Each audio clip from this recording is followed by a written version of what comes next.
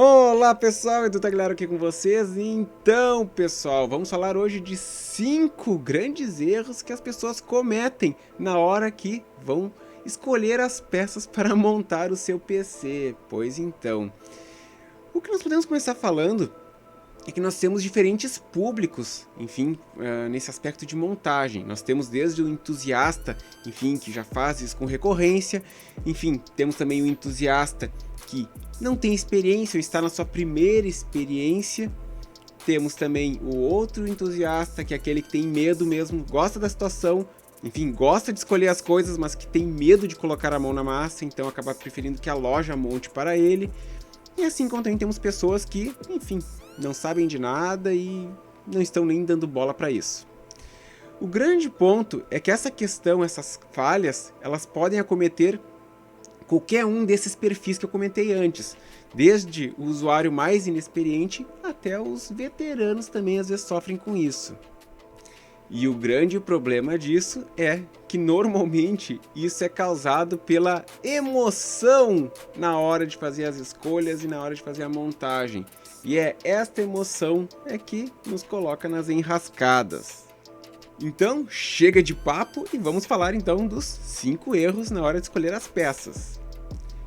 O primeiro grande erro: comprar a fonte pensando apenas em potência e preço. Pois então, aqui nós temos um dos erros mais clássicos, mais comuns que o pessoal comete. Muitas vezes a pessoa não economiza na hora de comprar processador, placa-mãe e placa de vídeo e resolve então economizar na fonte. Então a pessoa pega e vai comprar uma fonte como se estivesse indo no mercado comprar uma lâmpada. No melhor estilo, me dá a mais barata que tenha tantos watts. A questão é que fonte é o dispositivo que vai prover energia, no caso, a energia necessária para que tudo funcione.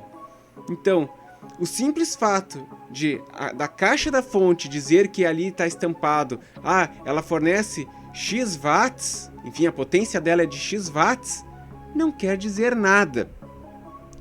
Eu não vou detalhar aqui nesse vídeo, pois nem a proposta desse vídeo aqui, mas vocês têm que saber a capacidade da linha de 12 volts da fonte.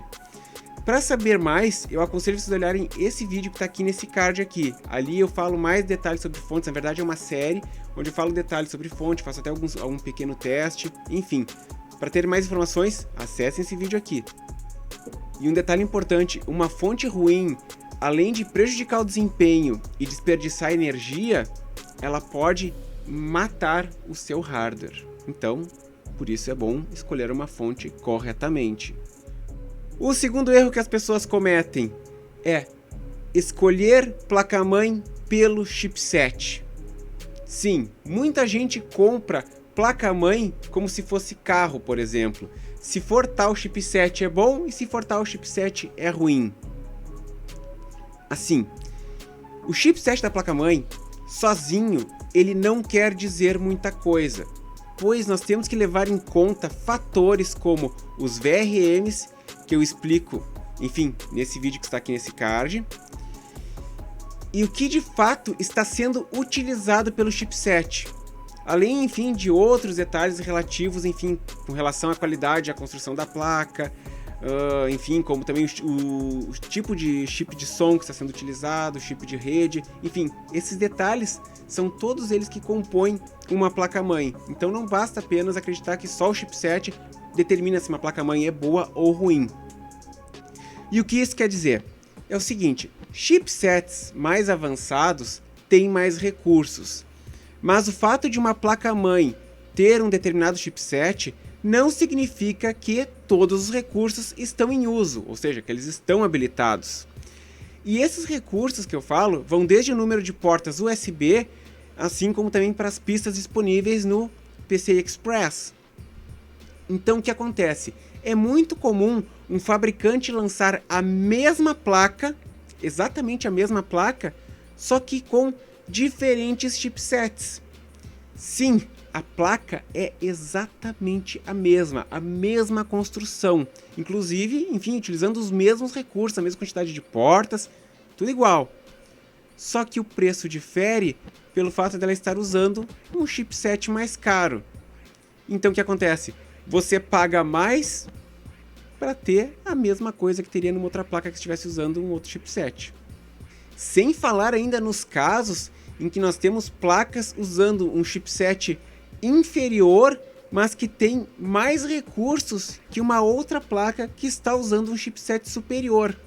Exatamente, isso também acontece. Então, por isso que eu digo, chipset não é tudo na hora da escolha de uma placa-mãe. Terceiro erro, escolher um gabinete somente pela estética. Esse é um erro muito comum. As pessoas acabam escolhendo as suas peças e muita gente também valoriza um gabinete com um belo visual. E aqui que mora uma grande armadilha.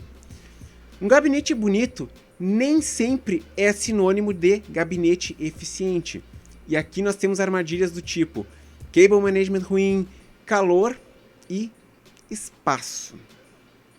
E eu vou dizer uma coisa, tem gabinetes que não existe milagre que ajude no cable management, principalmente dependendo do hardware que você vai utilizar. Ou seja, você vê nas fotos aquela coisa linda e maravilhosa, só que eles não mostram os cabos, normalmente é uma montagem aquilo ali. Então, uma montagem, enfim, no sentido realmente de que é uma edição fotográfica. E o que acontece? Chega na vida real, na hora de você montar, dependendo dos componentes que você está utilizando, você não consegue esconder os cabos devidamente. Outra armadilha também nos gabinetes é a capacidade ruim do fluxo de ar. Se o gabinete não foi bem projetado, ele pode ser lindo, fantástico, maravilhoso. Só que se o fluxo de ar dele vai ser ruim, mesmo que você use todos os coolers e water coolers possíveis, seja lá o que for. E o detalhe, essa questão de fluxo de ar ruim, ela acomete também gabinetes grandes, na verdade até quer dizer gigantes. Tem muito gabinete grande que tem um péssimo fluxo de ar e que esquenta muito. Em outras palavras, o seu hardware vai trabalhar mais quente e, consequentemente, além de perdas de desempenho, você pode ter, na verdade, a redução da vida útil do seu hardware.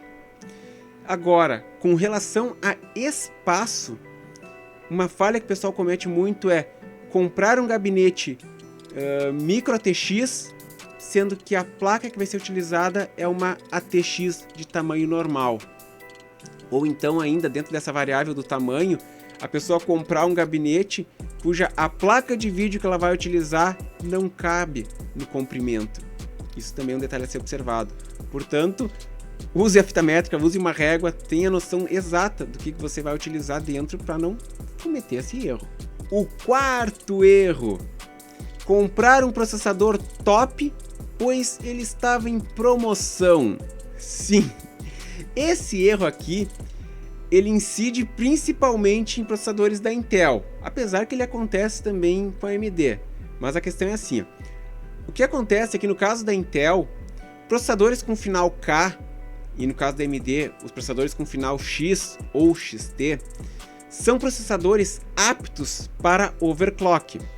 No caso da Intel, eles não vêm com bloqueio, como o restante da linha vem bloqueada para overclock.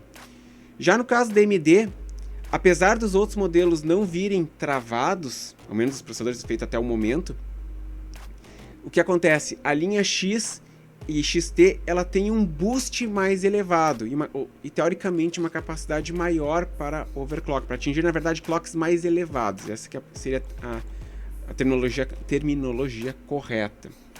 Só que aqui mora um grande perigo. Esses processadores, em geral, eles tendem a ter um TDP mais elevado. E mesmo que eles não tenham, o seu pico de requisito de energia é maior que os processadores normais. Então o que acontece? Principalmente para sustentar os altos clocks, ou seja, umas frequências elevadas, essa metodologia empregada para conseguir manter o clock lá em cima exige mais energia. E o que acontece? O ganho de performance ele é desproporcional ao que se exige de energia. Isso assim, simplificando de uma maneira bem básica a explicação. Então o que acontece? Para ter um ganho, enfim, aparentemente pequeno de frequência, tem que se usar um pico muito elevado de energia. E aí que acontece o grande problema. Você economizou comprando um processador K em promoção, só que vai precisar de uma placa-mãe melhor, de uma fonte melhor e de um sistema de arrefecimento melhor também. Resumindo, você pode acabar gastando muito mais do que se tivesse comprado a versão normal do processador. E com um detalhe, se você não investir nesses extras que eu mencionei, é possível que o seu super processador acabe rendendo menos que a versão não turbinada. Quinto erro que as pessoas cometem para escolher um hardware é comprar memórias sem verificar a compatibilidade e a especificação delas. Esse também é um erro muito clássico. O pessoal compra memória, enfim, memória super rápida, super eficiente, enfim, modelo mega top. Só que assim, ó, estão utilizando uma placa-mãe ou um processador que é bloqueado para que se faça ajustes para que se use todo o potencial da memória. Então, as memórias só vão funcionar na velocidade padrão do processador. Esse é o ponto. Sem falar que ainda nós temos as questões de compatibilidade. Por isso, é muito importante sempre conferir a compatibilidade no site do fabricante da placa-mãe. Lembrando que ser compatível não significa que vá funcionar a determinada velocidade, porque temos essa questão do bloqueio que eu mencionei agora há pouco. Para saber um pouco mais sobre memórias, recomendo vocês darem uma olhada nesse vídeo que está aqui nesse card. Ali eu falo bastante, enfim, sobre as diferenças das memórias, sobre a evolução das memórias ao longo dos anos. E então, pessoal, esses foram os erros que eu trouxe hoje. Me digam aí nos comentários se vocês já cometeram algum erro desses, ou ainda se vocês querem que eu faça uma parte 2 desse vídeo. Então é isso, por hoje é só. Inscreva-se no canal, like no vídeo, ative o sininho e até a próxima!